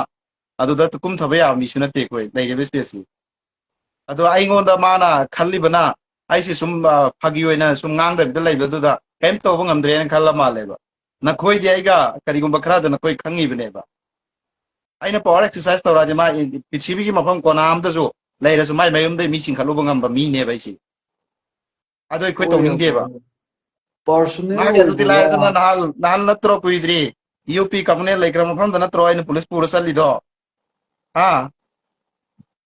ꯃꯥꯏ ꯑꯁꯥꯝꯗ ꯀꯔꯤꯒꯤ ꯆꯠꯄ ꯉꯝꯃꯣꯏꯗꯧꯔꯤꯃꯣꯕ ꯑꯩꯅ ꯎꯐꯨꯟ ꯆꯅꯥꯡ ꯇꯥꯒꯗꯕ ꯑꯩꯅ ꯏ ꯃꯁꯦꯟꯅꯦꯅ ꯁꯨꯝ ꯌꯦꯡꯕꯩ ꯋꯥꯅꯤ ꯑꯩꯅ ꯑꯩꯒ ꯁꯥꯎꯔꯛꯑꯗꯤ ꯑꯩꯗꯤ ꯂꯣꯏꯅ ꯗꯣꯡ ꯇꯧꯕꯗ ꯁꯦꯀꯦꯟꯗ ꯂꯣꯏꯅ ꯄꯥꯏꯁꯜꯂ ꯇꯥꯛ ꯇꯨꯡꯒꯅꯦꯕ ꯑꯗꯨꯒꯤ ꯔꯤꯑꯦꯛꯁꯅꯔꯤ ꯑꯣꯏꯔꯛꯑꯗꯤ ꯌꯥꯝ ꯍꯂꯥꯟꯒꯤ ꯆꯨꯝꯃꯦ ꯃꯇꯥꯡꯗꯨꯗꯤ ꯑꯩꯅꯁꯨ MLAꯒꯤ ꯐꯣꯇꯣ ꯍꯥꯞꯄꯒ ꯔꯦꯀꯣꯔꯗꯤꯡ ꯊꯥꯗꯣꯛꯅꯔꯤ ꯑꯗꯒꯤ ꯍꯥꯀꯤꯝꯒꯤ ꯊꯥꯗꯣꯛꯏ ꯃꯆꯤꯟ ꯊꯤꯅꯔꯛꯄꯗꯒꯤ ꯑꯗꯨ ꯃꯣꯏꯁꯨ ꯊꯥꯗꯣꯔꯛꯄꯅꯦ ꯃꯗꯨꯒꯤꯗꯨꯗꯤ ꯑꯩꯅ ꯀꯥ ꯍꯦꯟꯅ ꯑꯩꯒꯤꯁꯨ ꯁꯣꯏꯕ ꯂꯩꯔꯝꯕ ꯌꯥꯏꯅ ꯈꯜꯂꯒ ꯑꯦꯛꯁꯦꯞ ꯇꯧꯅꯕꯩ ꯋꯥꯅꯦꯕ ꯃꯗꯨꯗꯤ ꯄ꯭ꯔꯖꯥꯒꯤ ꯑꯣꯏꯕꯅꯤ ꯄ꯭ꯔꯖꯥꯗ ꯏꯟꯚꯦꯁꯇꯔꯗ ꯇꯥꯏꯅꯔꯛꯀꯗ꯭ꯔꯥ ꯍꯥꯏꯕꯒꯤ ꯁꯦꯡꯅ ꯍꯥꯏꯗꯣꯛꯑꯝꯃꯕꯁꯤꯅꯤ ꯑꯩꯉꯣꯟꯗ ꯇꯥꯏꯅꯍꯟꯕꯩ ꯋꯥꯅꯦꯕ ꯑꯗꯨꯗꯤ ꯑꯗꯨꯁꯨ ꯑꯩ ꯁꯦꯀꯦꯟ ꯈꯔꯗ ꯃꯈꯣꯏꯒ ꯑꯩꯒ ꯐꯥꯏꯠ ꯇꯧꯕ ꯉꯝꯃꯦꯕ ꯑꯩ ꯍꯟꯗꯛ ꯃꯅꯤꯄꯨꯔ ꯂꯥꯛꯑꯝꯃꯤꯗꯨꯁꯨ ꯑꯩ ꯇꯧꯒꯦ ꯆꯞ ꯆꯥꯕꯤ ꯑꯃ ꯈꯪꯗꯣꯛꯅꯒꯦ ꯂꯥꯛꯄꯅꯦꯕ ꯁꯨꯝꯕ ꯃꯌꯥꯝꯁꯨ ꯐꯣꯡꯉꯛꯈ꯭ꯔꯣꯕ ꯑꯗꯣ ꯑꯍꯜ ꯂꯃꯟ ꯃꯌꯥꯝꯅ ꯑꯩ ꯊꯤꯡꯉꯦ ꯉꯥꯏꯈꯣ ꯇꯧꯕ ꯌꯥꯗꯦ ꯉꯥꯏꯈꯣ ꯅꯪꯒ ꯈꯨꯠ ꯊꯣꯛꯅꯕ ꯌꯥꯗꯦꯅ ꯊꯤꯡꯉꯦ ꯁꯤ ꯅꯠꯇ꯭ꯔꯣ ꯑꯣꯖꯥ ꯑꯝꯇ ꯉꯥꯏꯕꯤꯈꯣꯅꯦ ꯑꯩꯅ ꯍꯥꯏꯔꯛꯏꯁꯦ ꯑꯊꯦꯡꯕ ꯑꯍꯤꯡꯁꯤꯗ ꯍꯧꯒꯠꯂꯒ ꯇꯧꯔꯛꯏꯁꯦ ꯇꯧꯒꯦꯅ ꯇꯧꯔꯛꯑꯝꯅꯤ ꯋꯥ ꯅꯠꯇꯦꯗ ꯉꯥꯡꯕꯗ ꯅꯈꯣꯏꯅ ꯑꯃꯁꯨ ꯍꯥꯏꯕꯗꯣ ꯃꯥꯒ ꯑꯩꯒ ꯕꯤꯆꯥꯔ ꯇꯧꯕꯩ ꯃꯑꯣꯡꯗꯗꯤ ꯋꯥ ꯍꯥꯏꯕꯤꯒꯅꯣꯕ ꯃꯥꯒ ꯑꯩꯅ ꯋꯥꯀꯥꯏꯁꯨ ꯍꯧꯗꯦ ꯑꯩ ꯃꯥꯒꯤ ꯅꯨꯡꯉꯥꯏꯇꯕꯁꯨ ꯇꯧꯗꯦ ꯑꯗꯨꯒ ꯑꯩ ꯉꯁꯤꯐꯥꯎ ꯂꯩꯕꯥꯛ ꯀꯥꯏꯅꯉꯥꯏꯁꯨ ꯉꯥꯡꯗꯦ ꯀꯝꯃꯨꯅꯦꯜ ꯑꯣꯏꯕꯁꯨ ꯁꯥꯒꯠꯇꯦ ꯃꯥꯅ ꯉꯥꯡꯕꯗ ꯌꯥꯎꯔꯛꯑꯕꯅꯤ ꯁꯤ ꯋꯥꯁꯤꯡꯁꯤ ꯑꯃꯒꯤ ꯑꯣꯏꯔꯣ ꯌꯥꯎꯔ ꯑꯗꯨ ꯀꯝꯃꯨꯅꯦꯜ ꯃꯈꯥ ꯁꯥꯒꯠꯂꯦ ꯆꯠꯊꯒꯦꯕ ꯑꯩꯒ ꯍꯨꯔꯥꯟꯕꯝꯒ ꯃꯁꯛ ꯈꯪꯅꯔꯦ ꯃꯥꯒꯤ ꯍꯨꯔꯥꯟꯕꯒꯤ ꯀꯩꯅꯣꯗꯣ ꯑꯩꯅ ꯃꯥꯁꯤ ꯍꯨꯔꯥꯟꯕꯅꯦꯅ ꯈꯪꯉꯀꯥꯟꯗ ꯑꯩꯅ ꯃꯤꯒꯤ ꯁꯨꯄꯔ ꯁꯦꯀ꯭ꯔꯦꯠ ꯑꯣꯏꯕ ꯄꯣꯠꯇꯣ ꯑꯩꯒ ꯀꯟꯁꯔꯟ ꯑꯣꯏꯗꯕꯤꯗ ꯍꯥꯏꯕ ꯌꯥꯗꯦ ꯍꯥꯏꯕ ꯁꯨꯡꯌꯥ ꯌꯥꯗꯦꯕ ꯁꯨꯄꯔ ꯁꯦꯀ꯭ꯔꯦꯠꯅꯤ ꯀꯅꯥꯒꯨꯝꯕ ꯑꯃꯠꯇꯗ ꯔꯤꯚꯤꯜ ꯇꯧꯕ ꯌꯥꯗꯦꯕ ꯃꯥꯒ ꯑꯩꯒ ꯍꯨꯔꯥꯟꯃꯤꯟꯅꯕ ꯅꯠꯇꯦꯕ ꯑꯩꯒꯤ ꯏꯔꯟ ꯍꯨꯔꯥꯟꯕ ꯅꯠꯇꯦꯕ ꯃꯥꯅ ꯍꯨꯔꯥꯟꯕꯒꯤ ꯇꯔꯥꯅꯤ ꯃꯄꯨꯒꯤ ꯅꯣꯡꯃꯩꯅ ꯑꯗꯨꯝ ꯐꯪꯖꯈꯤꯅꯦꯕ ꯗꯟꯗꯤ ꯍꯨꯔꯥꯟꯕ aduna kana amatata kano to reveal tawba yade ado eze somna joire aikogi organization civil society organization amagi as a president amu oina lairena nahaksi hairibane sida masu khara penthokpa yayaba organizational president amana asuk kuina laibaki wasu nganga karamaina kudak sida kenoda Dubai da mi amma thabagi ma commission kayam phangam dauribno mana pulap laurasu lupa lakh kayam lauram dauribno masi ai thauna tedaina masu khantukpa yayaba nungaina dabagi mawongda nate mado personnel khabisne dabagi khabisne ai live si am tension la ji baira da ai am ngangani maramdi ma si khabisni machin yam thiba yamna aikogi gair muslim bi type ko taba ngamde man thiri machin singche video si ngonda adunine thajale ba aikogi taba ngamdadrini tawrise ado mana thiri ba machin magi se si matang da hayo si matang da atai wari do short magi oi gro am magi magi keno mado ai tawridadrine identity akama mana penga adu matang da hai gro akama penga ngodudani aikoina tawrise chahi yame matangduda atai blogger me amam na kitang suma ba keno sai de tawre haibnida social media da aiba yadaba wa manipur da laibu pangan su pangan kasar da laibu tripura da laibu pangan su pangan ne adubu magi wangang sangang londa puda da sizin na pung khang bai si haura pham da laiba ai koina adum khara hiyela da bane ikai an goda na ara kamel kan ama la social CIS Khan nang lo na chen kri do hai chagum chaba machum chaba sing ai lo na chen de ai phong na salib ne manipur da police kaya logi ba kaya ai ga unaram ba ai si check tawra salib ni ko ai si nang na lo na chen le nang do na pa to be hai ram do ri bro nang na thau kai le nang kana no ai na langin mo tam lai saning mo tam salib noi da in da lawrom gadro ha makha ta bi mai kamela si reply ni to akama pe thi thi loan na badu ngang tinida akama pe loan badu loan ngano na pit ai si bu loan ba ya bu lo social media da aduna tene si bu nupi loan macha ba ya bu amaga loan ba macha gumba nupi amga maga react tawnari ne adu so akama pe nupi macha duna so akama pe ngangi ne adu react tawnari ne maga na pit ai si bu loan ba ya bu lo laiba napit na teme mam thiri mi nangbo hajalajan ba koi imagi adaga aduge sigi na pan mam yawri mi mana ꯑꯩꯈꯣꯏ ꯃꯅꯤꯄꯨꯔꯒꯤꯁꯨ ꯉꯥꯡꯉꯤ ꯑꯃꯒꯤꯁꯨ ꯉꯥꯡꯉꯤ ꯑꯉꯥꯡꯅ ꯉꯥꯡꯕꯅꯤ ꯍꯥꯟꯅ ꯉꯥꯡꯕꯁꯤꯡ ꯆꯍꯤ ꯃꯇꯥꯡꯗꯨꯅ ꯑꯗꯨꯃꯥꯏꯅ ꯍꯌꯦꯡꯁꯤꯁꯨ ꯃꯥꯒꯤ ꯀꯩꯅꯣꯗ ꯑꯃꯨꯛꯀ ꯋꯥꯖꯥꯎ ꯉꯥꯡꯉꯛꯀꯗꯧꯔꯤꯕ꯭ꯔꯥ ꯑꯩꯈꯣꯏ ꯑꯝꯇꯪ ꯐꯝꯃꯤꯟꯅꯔꯁꯦ ꯑꯥꯗ ꯀꯩꯅꯣꯒꯤ ꯑꯣꯔꯒꯅꯥꯏꯖꯦꯁꯟꯒꯤ ꯀꯩꯅꯣꯁꯨ ꯍꯥꯡꯉꯦ ꯍꯥꯏꯕꯅꯤꯅ ꯆꯠꯂꯒ mayungi misu paminarase yo akaiba yawba natte sida mana yadre tawrisi ma kari ama bo khul lai kaina ama phone yade ma kasar gi mi ai chini na mam phone paune kok bera lai bani brother ma che na hare thin ngang that ko yadre FIR to salware direct ingonda yawre du screenshot ai khangi bani FIR to salwai masi chumdawri mine hairido magi kokta magi wangang sangangda magi angam tanba ma chungera langera aigonda nganga adi adum reply tawgani na angam tanba ma yawrido magi meter karino ba ai ma si sum sengna asum no tok sa kini da ma mangang ni mangang social media ai si wai gi maram na mam ngang ni tu bo ai koi di Facebook ka kai da wan tet mam law ri ni kana ko phat ta mam ma koi gi direct to ri ni ama ngang bi ri ni sai bi ri ni sen do mi ai gi ma da da ina yang sal ko ya ba level na tre ni da ai koi gi aina koi di ai hairido oja Facebook ai gi Facebook si aina na te hairido ba oja nan changbagi wa nate ma kasar majani na sida bai wa nate hoi magi hoi dialecto social decision naba kulak decision naba imung manungda itai inaw da ngang bai na khaidu ibne ba categorize tawraga thammi ibne aro mana karin ti napit ai ba wahi jibu social media da season na ba ya ba wahi rai uncle driver go ngasi kari hai rakye mi lakh ama hena follower ai leire uncle driver do nauri ngai matam na min thin thin ngang bi ba ai support yam taw ra video su lai bi ne ai ga ma ga wari sa ba ai na fazana ma gi ma de ngang ba hai je da ne na ai faza fazana sumaina tau sumaina uncle sumaina tau biun ai fazana habi bane ai video sumai da lay bane ai ga wari sana ba adagi live sumaina mi lak ahum mari hene yeng bane ai da su lay bane post to ado ngasi yo ko ba ikoi gi fatta ba ma aikoi da bet ko mela ma torok ti habni ma ta natte manipur da blogger yami lay si 100k over youtuber mayam lay tramari mga lay adagi facebook to mayam lay si mayam jing ikoi video lo thoga ai gi ꯑꯩꯈꯣꯏꯁꯨ ꯀꯁꯥꯔꯗꯨꯗ ꯁꯥꯒꯩ ꯅꯥꯇꯩ ꯃꯌꯥꯝ ꯂꯩꯌꯦ ꯑꯩꯈꯣꯏ ꯁꯥꯒꯩ ꯃꯣꯏꯖꯤꯡ ꯃꯌꯨꯝꯅꯤ ꯂꯩꯌꯦ ꯑꯉꯥꯡ ꯑꯣꯏꯅ ꯏꯄꯨꯅ 2002-3 ꯀ꯭ꯂꯥꯁ 3 ꯇꯝꯃꯤꯉꯩ ꯑꯗꯨꯋꯥꯏꯗ ꯄꯨꯕꯤ ꯑꯗꯨꯗ ꯈꯪꯕ ꯑꯃ ꯂꯩꯌꯦꯕ ꯃꯩꯇꯩꯂꯣꯟꯅ ꯍꯥꯏꯕ ꯋꯥꯁꯦ ꯐꯅ ꯑꯊꯤꯕ ꯋꯥ ꯍꯥꯏꯔꯒꯁꯨ ꯅꯧꯇꯦꯛꯇꯤ ꯑꯣꯏꯅ ꯃꯣꯏꯁꯦ ꯍꯥꯏꯅꯕ ꯁꯤ ꯀꯩꯁꯨ ꯂꯨꯁꯟꯅ ꯂꯧꯗꯦꯕ ꯑꯗꯨꯒ ꯕꯦꯡꯒꯣꯂꯤꯒꯨꯝꯕꯅ ꯃꯣꯏ ꯑꯁꯥꯃꯤꯁꯀꯨꯝꯕꯅ ꯍꯥꯏꯔꯗꯤ ꯍꯦꯛꯇ ꯁꯤꯗ ꯁꯤꯅꯔꯗꯕ ꯇꯤꯛꯇ ꯇꯤꯛꯑꯗꯕꯣꯏ ꯈꯜꯂꯦꯕ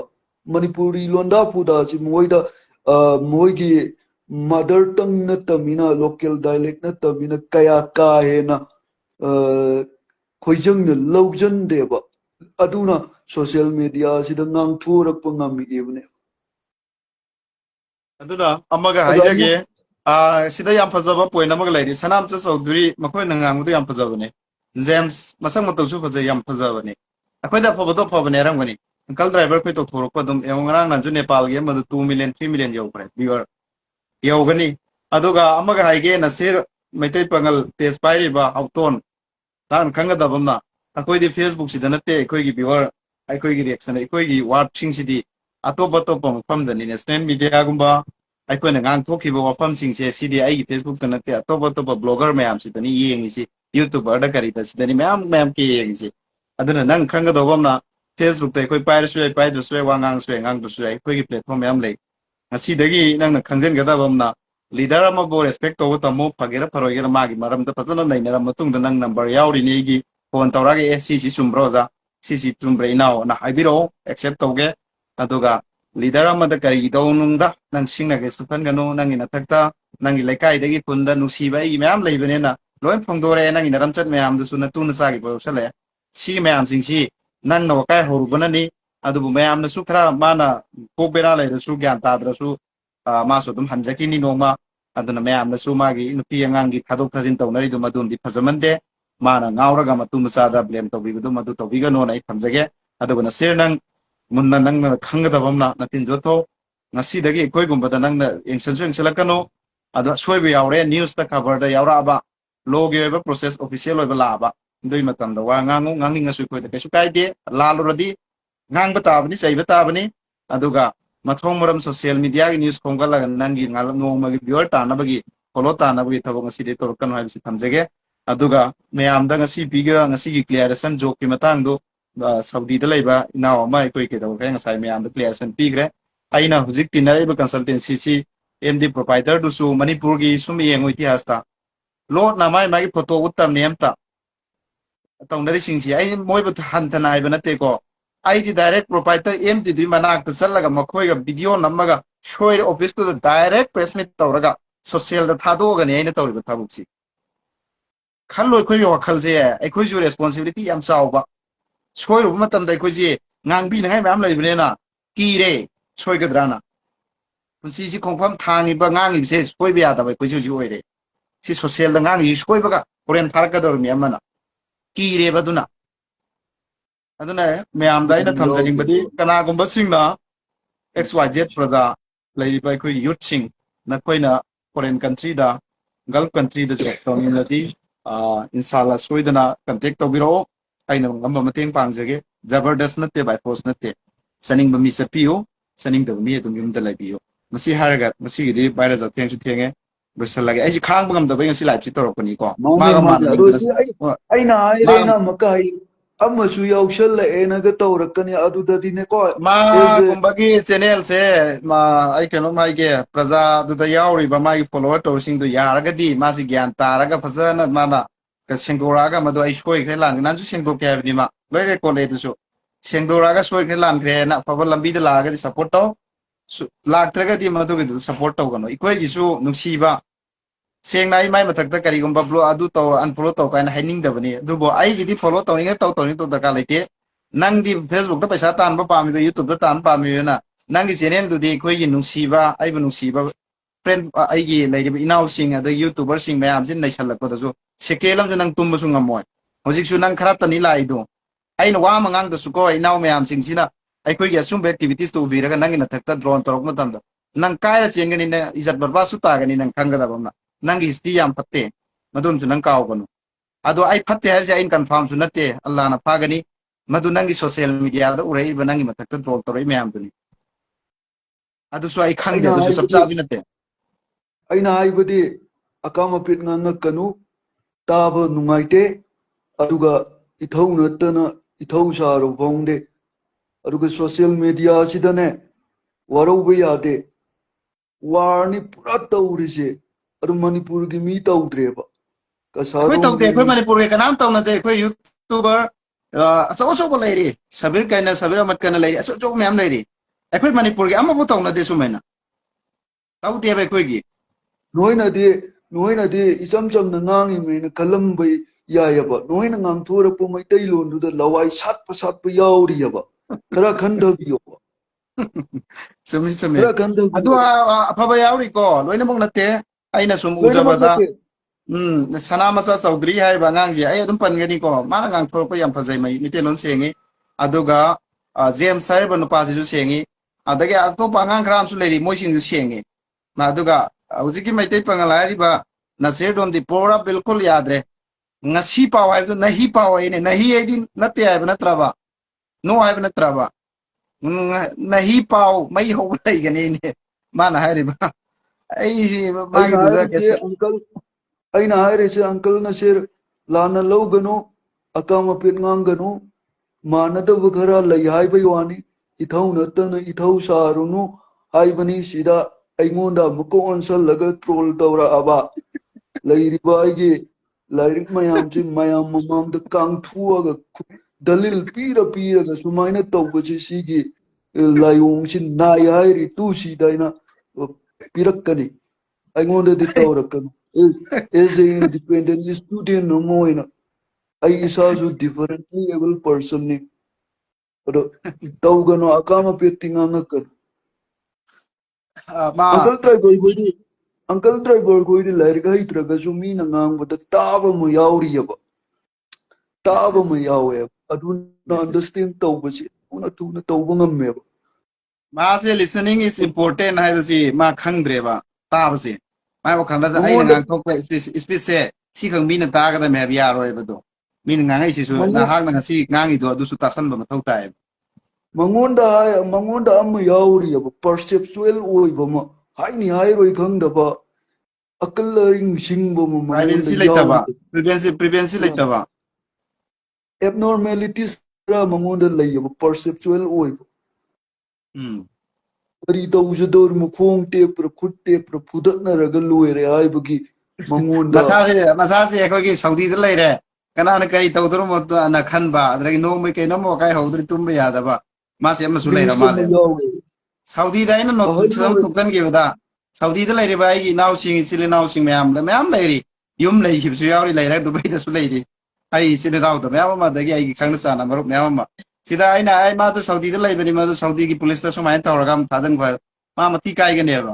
ꯃꯔꯝꯗꯤ ꯃꯥꯅ ꯃꯤꯒꯤ ꯐꯣꯇꯣ ꯂꯧꯊꯣꯛꯑꯒ ꯅꯞꯄꯤꯗꯣ ꯃꯥꯗꯣ ꯈ꯭ꯋꯥꯏꯗꯒꯤ ꯑꯜꯂꯤꯒꯦꯟꯅꯦꯕ ꯑꯩ ꯄꯔꯃꯤꯁꯟ ꯌꯥꯎꯕ ꯅꯠꯇꯦꯕ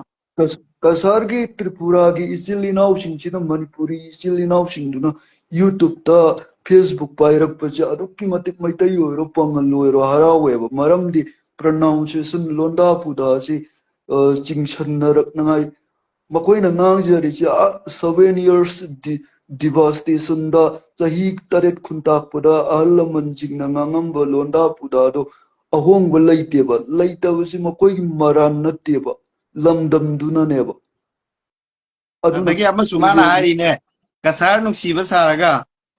ꯅꯨꯡꯁꯤꯕ ꯁꯥꯔꯒ ꯀꯁꯥꯔ ꯀꯩꯗꯧꯕ ꯑꯩꯅ ꯀꯁꯥꯔ ꯅꯨꯡꯁꯤꯕꯁꯤ ꯄꯣꯛꯄꯗꯒꯤ ꯑꯩ ꯅꯣꯡꯐꯥꯎꯁꯨ ꯆꯠꯇꯦ ꯅꯨꯡꯁꯤꯕꯁꯨ ꯁꯥꯗ꯭ꯔꯦ ꯍꯟꯗꯛ ꯆꯠꯂꯨꯏ ꯌꯥꯝ ꯅꯨꯡꯁꯤ ꯑꯩ ꯃꯌꯥꯝ ꯑꯃ ꯑꯦꯄ꯭ꯔꯤꯁꯤꯌꯦꯠ ꯇꯧꯈ꯭ꯔꯦ ꯃꯃꯥꯡꯗ ꯅꯨꯡꯁꯤ ꯃꯐꯝꯗꯨꯗ ꯍꯥꯟꯅ ꯊꯥꯏꯅꯒꯤ ꯆꯠꯅꯕꯤ ꯂꯣꯏ ꯂꯩꯔꯤꯑꯅ ꯑꯩ ꯃꯌꯥꯝ ꯍꯥꯏꯈ꯭ꯔꯦ ꯅꯪꯅ ꯈꯪꯒꯗꯧꯕ ꯀꯁꯥꯔꯗꯤ ꯑꯃꯅ ꯅꯨꯡꯁꯤꯌꯦ ꯑꯩ ꯅꯪꯅ ꯏꯁꯥꯁꯦ ꯈꯪꯒꯗꯧꯕ ꯍꯧꯒꯠꯂꯒꯅꯤ ꯅꯁꯤꯔ ꯅꯪꯅ ꯈꯪꯒꯗꯧꯕ ꯑꯃꯅ ꯑꯩꯁꯦ ꯁꯥꯁꯟꯅꯕ ꯍꯩꯕ ꯅꯨꯄꯥ ꯅꯠꯇꯦ ꯑꯦꯛꯁꯟ ꯉꯥꯛꯇ ꯇꯧꯃꯟꯗꯅ ꯏꯁꯥꯁꯤ ꯌꯥꯗ꯭ꯔꯕꯅꯤ ꯅꯪ ꯈꯪꯗ ꯁꯤ ꯇꯣ ꯁꯤ ꯆꯍꯤꯁꯦ ꯆꯍꯤ ꯌꯥꯝꯕ ꯅꯠꯇ꯭ꯔꯤ ꯑꯩꯁꯤꯀꯣ ꯑꯉꯥꯡꯅꯤ ꯑꯗꯣ ꯁꯤ ꯇꯥꯡꯉꯛꯑꯕꯅꯤ ꯑꯦꯛꯁꯟ ꯃꯌꯥꯝꯁꯦ ꯔꯤꯑꯦꯛꯁꯟ ꯃꯌꯥꯝꯁꯦ ꯈꯥꯡꯕꯗ ꯅꯪ ꯈꯪꯒꯗꯧꯕ ꯑꯃꯅ ꯅꯪꯒꯨꯝꯕ ꯑꯃꯒꯤ ꯂꯦꯚꯦꯜ ꯅꯈꯣꯏꯅ ꯑꯗꯨꯗ ꯂꯩꯈ꯭ꯔꯃꯦꯅ ꯈꯪꯉꯔꯣꯏ ꯑꯩꯈꯣꯏꯗꯤ ꯀ꯭ꯂꯥꯁ 8 9 ꯇꯝꯕꯗꯒꯤ ꯀꯔꯤꯒꯨꯝꯕ ꯁꯨꯝꯕ ꯂꯩꯕꯥꯛꯀꯤ ꯁꯃꯥꯖꯁꯤ ꯁꯨꯝꯕ ꯉꯥꯛꯇ ꯄꯨꯔ ꯂꯥꯛꯑꯃꯦꯅ ꯕ꯭ꯔꯦꯟꯁꯦ ꯁꯣꯁꯤꯌꯦꯜꯒꯤ ꯉꯥꯛꯇꯅꯤ ꯈꯜꯂꯤꯁꯤ ꯅꯪ ꯈꯪꯗ ꯏꯟꯗꯤꯕꯤꯖꯨꯋꯦꯜ ꯈꯟꯕ ꯅꯠꯇꯦ ꯑꯗꯣ ꯏꯒꯣꯗꯤ ꯂꯩꯖꯕ ꯅꯨꯄꯥꯅꯤ ꯕꯠ ꯇꯧꯔꯒꯁꯨ ꯑꯩꯈꯣꯏ ꯂꯩꯇ ꯂꯥꯏꯔꯕ ꯑꯃꯗ ꯑꯇꯣꯟꯕ ꯑꯃꯗ ꯅꯝꯐꯠꯂꯒ ꯂꯩꯇꯦ ꯑꯀꯟ ꯑꯀꯟꯕ ꯑꯆꯧ ꯑꯆꯧꯕ ꯑꯦꯝ ꯑꯦꯜ ꯑꯦ ꯃꯤꯅꯤꯁꯇꯔꯒꯨꯝꯕ ꯑꯗꯒꯤ ꯑꯆꯧ ꯑꯆꯧꯕ ꯐꯠꯇꯕ ꯇꯧꯔꯛꯄꯁꯦ ꯁꯨꯝꯕꯗꯅꯤ ꯑꯩꯈꯣꯏꯅ ꯉꯪꯈꯥꯏꯅꯔꯤꯁꯤꯗꯤ ꯂꯩꯇ ꯂꯥꯏꯔꯕ ꯑꯝꯗ ꯑꯩ ꯀꯩꯗꯧꯅꯨꯡꯗ ꯏꯒꯣ ꯁꯤꯖꯤꯟꯅꯗꯦ ꯁꯤꯝꯁꯨ ꯅꯪ ꯀꯥꯎꯒꯅꯤ ꯐꯔꯦ ꯉꯁꯤꯒꯤꯗꯤ ꯚꯥꯏ ꯔꯥꯖꯥ ꯑꯩꯈꯣꯏ ꯂꯣꯏꯁꯤꯜꯂꯁꯤ ꯃꯥꯗꯤ ꯐꯔꯦ ꯐꯔꯦ ꯀꯩꯗꯧꯕꯅꯤꯅ ꯒ꯭ꯌꯥꯟ ꯇꯥꯃꯤꯟꯅꯁꯦ ꯑꯩ ꯑꯪꯀꯜꯒꯨꯝꯕꯅꯦ ꯋꯥꯔꯧꯕ ꯌꯥꯗꯦ ꯎꯝ ꯅꯪꯉꯣꯟꯗ ꯑꯩꯈꯣꯏꯅ ꯇꯥꯊꯤ ꯇꯥꯊꯤ ꯍꯥꯏꯕ ꯅꯠꯇꯦ ꯌꯥꯝ ꯈꯔ ꯅꯨꯡꯁꯤꯕꯅꯦ ꯃꯣꯏ ꯑꯣꯔꯒꯅꯥꯏꯖ ꯀꯁꯥꯔ ꯑꯩꯈꯣꯏ ꯀꯁꯥꯔꯒꯤ ꯏꯆꯤꯜ ꯏꯅꯥꯎꯁꯤꯡꯅꯒ ꯃꯅꯤꯄꯨꯔ ꯂꯣꯟꯕꯁꯦ ꯑꯩꯗꯤ ꯃꯣꯏ ꯈꯔ ꯈꯔ ꯈꯣꯏꯔ ꯉꯥꯡꯕꯁꯦ ꯌꯥꯝ ꯅꯨꯡꯁꯤꯅ ꯑꯩꯗꯤ ꯀꯩꯗ ꯂꯣꯏꯅꯕꯅꯦꯕ ꯑꯗꯨꯒ ꯃꯥꯗꯤ ꯄꯨꯔꯥ ꯇꯣꯞ ꯇꯣꯞꯄ ꯑꯃ ꯄꯨꯔꯥ ꯑꯩꯈꯣꯏꯒꯤ ꯊꯤꯡꯀꯤꯡ ꯑꯃ ꯆꯠꯈ꯭ꯔꯦ ꯍꯥꯏꯕꯅꯤꯗꯅꯁꯦ ꯐꯔꯦ ꯉꯁꯤꯒꯤꯗꯤ ꯒꯨꯗ ꯅꯥꯏꯠ ꯑꯣꯔꯒꯅꯥꯏꯖꯦꯁꯟ ꯑꯁꯂꯥꯝ ꯑꯂꯩꯀꯨꯝ ꯐꯔꯦ ꯐꯔꯦ ꯒꯨꯗ ꯅꯥꯏꯠ